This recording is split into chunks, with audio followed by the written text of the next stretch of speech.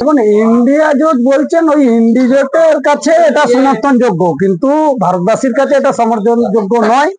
তার কারণ হচ্ছে ইন্ডিয়া জোট আপনি বলছেন, আমরা এটা ইন্ডি জোট বলি, তার কারণ তারা সবসময় কখনোই নিরপেক্ষতার কথা বলে না, নিজেদের স্বার্থ নিয়ে চলে। তারা সর্বক্ষেত্রে এটা গোটা ভারতবর্ষব্যাপী এটা বিরাজ করছে।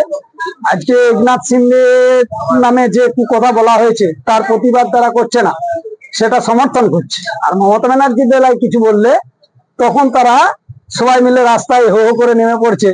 এগুলো ইন্ডি জোট এগুলো কোনো রাজনৈতিক দলের কর্মসূচি বলে মনে হয় না। প্রতিবাদ করতে হলে অন্যায়কে অন্যায় ভাবেই প্রতিবাদ করা উচিত। কোথাও অন্যায়কে সমর্থন করব, আবার কোথাও অন্যায়ের প্রতিবাদ করব, এটা কোনো মানুষের বা কোনো দলের তারা শোভা পায় বলে মনে হয় না। আর এমনিতে ইন্ডি জোট সমস্ত চোরগুলো এক হয়েছে, তারা তাদের যেটা মনে হবে যে আমাদের পক্ষে হবে তারা সেখানে বলবে। মহারাষ্ট্রে বলার মতো তাদের ক্ষমতা নাই। তার কারণ হচ্ছে মহারাষ্ট্রে তারা দেখতে পাচ্ছে যে মহারাষ্ট্রে আমরা বললে একনাথ সিন্ধে তাদের যেহেতু লোক নয়, তারা তাদের বলবে না। তাদের পক্ষের লোক হলে তারা প্রতিবাদ জানাবে, লোক হলে সমর্থন করবে, তাতে যত কুকথাই বলুক আর যত অন্যায় করুক এটাই স্বাভাবিক।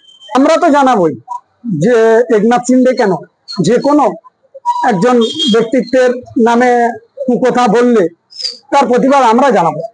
ওনারা না জানাতে পারেন, আমরা এর প্রতিবাদ জানাবো এবং এর প্রতিবাদ হওয়া উচিত এবং তার শাস্তি হওয়া উচিত বলেই আমি মনে করছি। দেখুন, প্রথম কথা, ইন্ডিয়া জোট বলে এটা কোনো মানে হয় না, এটা শোভাতে পায় না। ইন্ডিয়া জোট কি জিনিস, এদের নিজেদের মধ্যে খাওয়া খায়, নিজেদের মধ্যে কি করতে যাচ্ছে নিজেরাই জানে না। কখনো ইনি বলছেন আমি হবো, কখনো ইনি বলছেন আমি হবো। এই জিনিসটা ওরা নিজেরাই জানে না ওরা নিজেদের মধ্যে কি করতে চাইছে। তো যেটা আপনি বলে মীর, হ্যাঁ, উনি অনেকটা চ্যানেল থেকে বরখাস্ত হয়েছিলেন, কাজ পাননি, কাজ করতে পারেননি। হ্যাঁ, শাসক দল তখন এখান থেকে অনেক কিছু বলেছিলেন, কিন্তু ইন্ডিয়া জোটের যে সাফাই গাইছে যেটা, ওটা একদমই ব্যর্থ। ওটা উনি যেটা বলছেন, ওনার শাস্তি দরকার আছে, ওনার শাস্তি পাওয়ার মূলে আছে। যেমন কুণাল কামরা যেটা বলেছে সেটা একদমই কাম্য নয়। উনি একজন একটা রাজ্য মুখ্যমন্ত্রীর নামে কথাটা বলেছে, সেটা তো একদমই মেনে নেওয়া যায় না। ঠিক আছে, তো ওনার শাস্তি চাই, শাস্তি দরকার। দেখুন, কুণাল কামরা মহারাষ্ট্রের একজন কমেডিয়ান। তিনি বারবার শিরোনামে এসছে এই বিতর্কিত মন্তব্য করার জন্য। তিনি 2017 সালে একটা কমেডিয়ান ভিডিও পোস্ট করে, যেটা নোটবন্দি এবং ভারতীয় সেনাদের অপমান করে একটা কমেডিয়ান পোস্ট করেছিল। তখনও তিনি শিরোনামে হয়েছিল, তখন মামলা হয়েছিল, তার কিছু হয়নি। আবার 2020 সালে তিনি রিপাবলিক চিফ অর্ণব গোস্বামীর সম্বন্ধে অন্তর্বর্তী জামিন চলাকালীন জামিন দেওয়ার জন্য সুপ্রিম কোর্টের সমালোচনা করেছিলেন।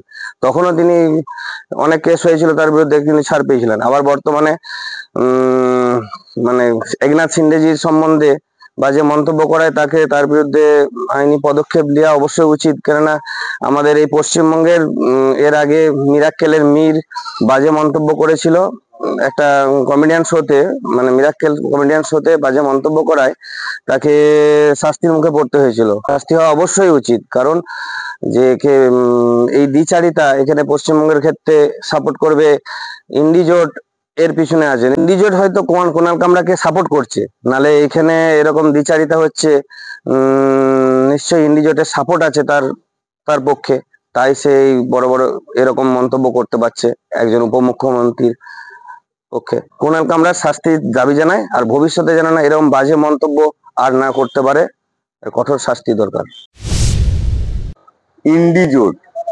ইন্ডি জোটের যারা শরিক আছে তারা তো সব তো চোরে চোরে মাসতুতো ভাই। তাহলে সেই জায়গায় দাঁড়িয়ে একজন আমাদের উপমুখ্যমন্ত্রী তাকে ওই রকম করে কুমন্তব্য করবে, এটা স্বাভাবিক। কারণ আমাদের পশ্চিমবঙ্গের তৃণমূলের অবস্থা, ওদের তো কুভাষা এবং খারাপ কথার আকছার বন্যা বইয়ে দিচ্ছে।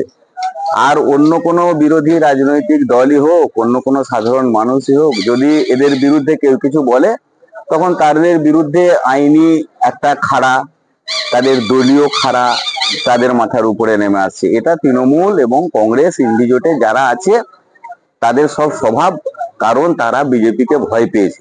যে কারণেই দেখছি সেই জায়গা থেকে তারা এরকম আফসার কথা, আবোল ফাবোল কথার বন্যা বইয়ে বিজেপিকে দমানোর একটা প্রচেষ্টা তাদের, আর কিছু নয়।